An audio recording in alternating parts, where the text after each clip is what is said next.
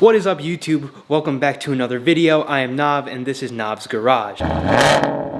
Starting off the new year right, I think we need to do a little bit of a garage tour and a little bit of an update on some of the vehicles. Putting this last year behind us and talking about the year ahead and the cars that are coming with us into this next year. I think the best car to start off with is the newest and most expensive car in the garage, which isn't even a car.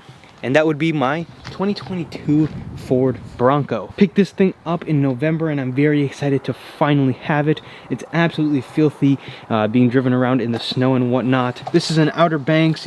It's eruption green and it's got the Sasquatch package. It has the luxe interior with the leather seats and everything inside of it.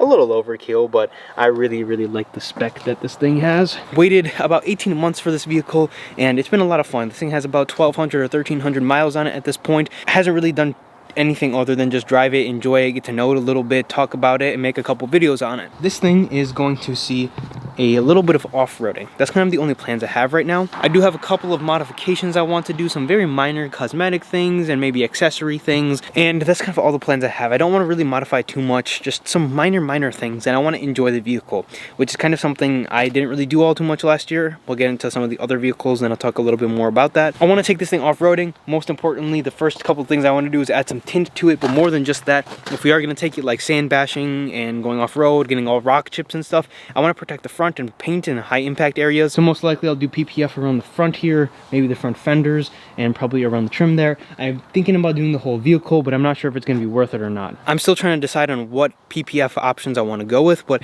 I definitely know I want to protect the vehicle to some extent before I go and take it off-road and get a bunch of rock chips on it and everything. So I think it's worth doing some type of protection to a vehicle this expensive and with such nice paint. But let's move on to another vehicle, and let's move on to one of my favorites and one of your guys' favorites vehicles on the channel, which is my 2019 Mustang GT. You can see that purple pearl really coming out in this paint here. This is not mischievous purple, this is actually Kona blue, obviously, because in 2019 mischievous purple wasn't an option. But here's a better angle at the paint. It is a blue car, and I think it looks awesome having the purple pearl. This car we had a little bit of trouble with last year, which is why I'm very happy about putting last year to the side, mainly because of this thing. Drove it a little bit, used it as my daily for the longest time. For 2 years, drove this thing on a daily basis. Rain, salt, snow, everything, all elements no matter what. Last year, unfortunately, during early part of the year, I blew up the clutch in the first and second synchro, which resulted in the car being in the shop for the entirety of the summer. It was all warranted and Ford fixed it all, but it just really sucked not having the car. That led me to, after getting it back, considering selling the vehicle because it's something that could end up happening again, but I just couldn't do it, which is the reason why this car got 0 modifications last year whatsoever. Along with the car not working, I also didn't know if I wanted to throw money at a car that I didn't know that was gonna hang around all too long, which is why this car just didn't really do anything last year, which is really unfortunate. But when I got the opportunity to sell the car, I just couldn't do it. I couldn't see myself letting go of it, even though there's much better cars. I can always upgrade. There's always going to be something better than the car you're currently driving, and I don't really want to get rid of it, so I'm not going to. So this year I do want to do a couple of modifications to it. I do want to do a couple of the things I've wanted to do for the longest time, drive it a little bit and just enjoy it. Just like the Bronco, pretty much just all my cars I just want to enjoy. I think we can enjoy a little bit of a cold start and listen to that 5.0 V8 sing. Before we do that though, I do have to say one thing. I started to have the battery issue in this car again. When it gets really cold and the car sits for about 4 to 5 days, the battery goes flat, which is what happened to me 2 days ago. And really unfortunate because I don't want to replace the battery, so I keep it on a tender from now on. But let's get this thing started up. Just for the record, this has a Roush catback exhaust on it, if anyone is wondering.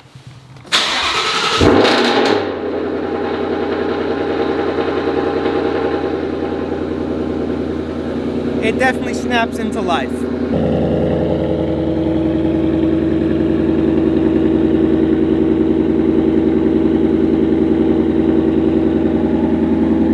That thing sounds really nice, if you can even hear me, but it also looks awesome, which is one of the reasons I just couldn't let go of this car no matter what. We'll let her warm up for just a second and then shut her down. Oh yeah, that's quite the view right there. But let's talk about the next car that's sitting in the garage. This next to me right here is a 2007 Lexus IS 250 all-wheel drive. It's kind of been the winter beater this year. Driven it a lot, bought this car almost a year and a half ago or so, last year in August. 59,000 original miles on this car when I bought it. Currently sitting at about 75,000 miles. Did some tint, some new wheels, new tires, because the wheels were all curbed up and rashed up, and the tires were still the original tires from '07. In the interior, I did an upgraded screen, and it now has Apple CarPlay. It's beige on the interior, but I wanted to show you guys from here, because you guys can see the cracks on the dash right there are getting pretty bad. It's a little hard to see, but this is the best angle to get it at. There's a giant crack right there. There's a couple of other issues this car has kind of accumulated with the last couple months,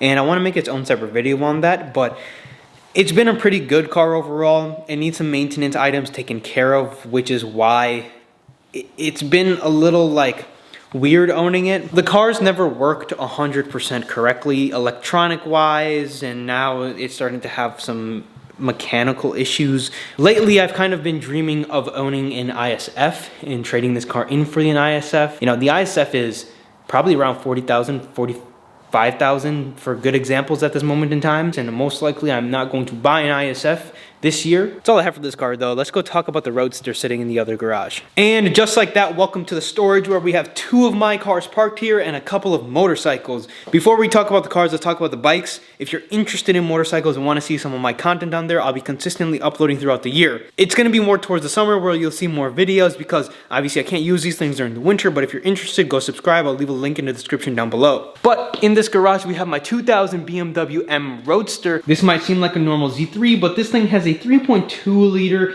S52 motor pulled out from the BMW M3. This thing is a riot to drive. It's completely bone stock, and honestly, it's going to stay that way. It might get some upgraded wheels and tires, but that's the only thing I can see myself doing to this car. But let's move on to my next car. This is my 1990 Mazda Miata, and I have some big plans for this car. I want to autocross it, I want to drive it a lot, and really do some fun, engaging driving with this car. I already have new wheels for this car. I need to put rubber on the wheels. I need new coils. I need to do an oil change, a diff change, which I'm probably going to do in the next couple days here. But overall, I can't wait to work on this car. And the reason I haven't worked on this car is because I just installed this flooring, and then I injured myself. So it's kind of been on the back burner, and unfortunately, I haven't done anything with it. I am going to be doing a couple of things in this coming week here to this car to get this project started off with. I need to do a new clutch, and I also need to do a new throwout bearing, so we'll take a look at all of that. I'm going to be doing it all myself on this channel. It broke down on me, and was another reason why 2022 was kind of such a,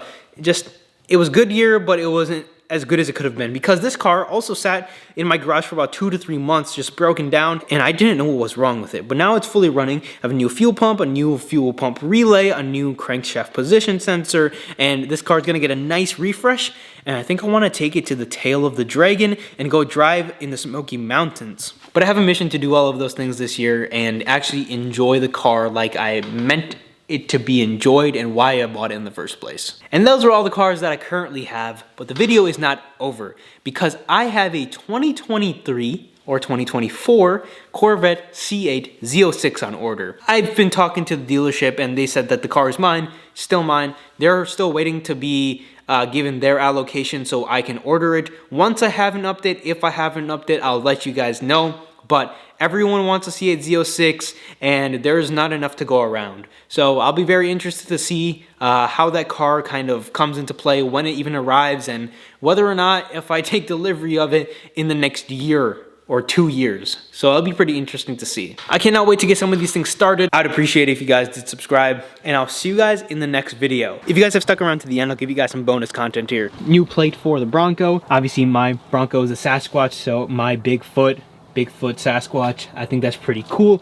I also have a new plate for my Lexus. With the Lexus, it's not really a plate that relates to the car in any way, but kind of relates to the channel, and I wanted to reserve it because I saw that it was available. No matter what, if you make YouTube videos, one of the best ways to kind of engage an audience is to use clickbait. So the license plate I have chosen for the Lexus is clickbait, and I saw it available and I just had to do it because I just think it's really funny and super cool. I think it looks awesome. I'm a huge fan of black license plates which is why I have Road America license plates on my Mustang, the Bronco now, and the Lexus, because the black plates, in my opinion, just look so clean. Let me know what you guys think about license plates. All three of the plates I've chosen for my cars. Reason why the Miata and BMW can't get them is because they're 20 years old. They're collector license plates, meaning I never have to register the cars, but I also can't drive them during the winter. But that's all I got for this one.